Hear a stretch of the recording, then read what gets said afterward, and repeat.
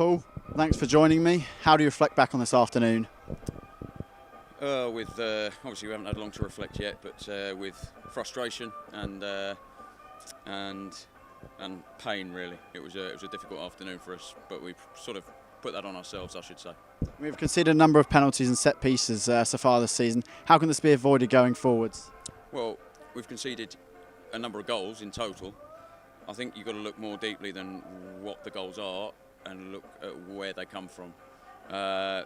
We concede penalties because we give referees a chance to give penalties. We might have opinions on whether they're actually penalties or not. Everyone's got an opinion on that. But the point is we're putting ourselves in positions where we give penalties away and we give referees calls to make. When you do that, you're always vulnerable. But that comes from ill-disciplined defending, making bad decisions at the moments where you have to make good decisions because you're in your own box, quite obviously. We haven't been doing that. We conceded a corner today, man free at the back post. Unacceptable because it's a closed moment in the game which you can control, and I can't think of another phrase other than just not good enough.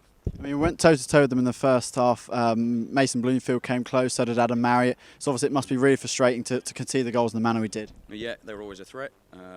Mason and Adam are both been good players for us and they operate well together. I mean, we have had chances today and we haven't taken. We've had moments in the game where we've been in their penalty box and we could have taken chances, and it was a very open game in the first 20 minutes of the game, and that's the nature of these games in this league, every game. And it's the team that takes their first chance that usually gets a foothold and a grip on the game, and that wasn't us today. I mean, despite not getting the 3 points, what positives are we going to take from today going into the next few?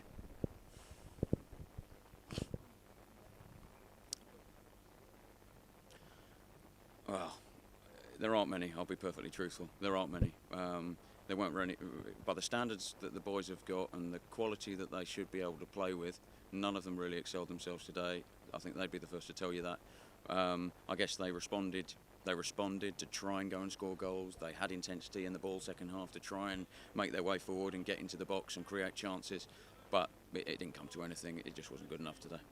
I mean, we had a big away crowd today, which must be a pleasing thing from this afternoon. It was pleasing before the game. It was not afterwards because, of course, we disappointed them and we didn't get a result for them, which is what football's all about, is pleasing fans and giving them entertainment. That's why they come and they pay their money and they support the team.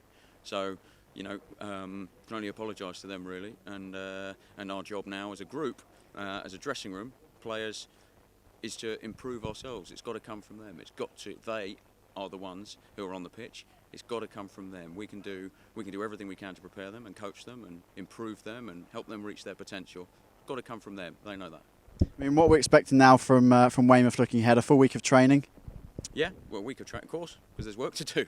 There'll be a full week of training regardless of the result and the performance. There's work to do, and we need to do it, and the players need to be ready to dust themselves down and go again.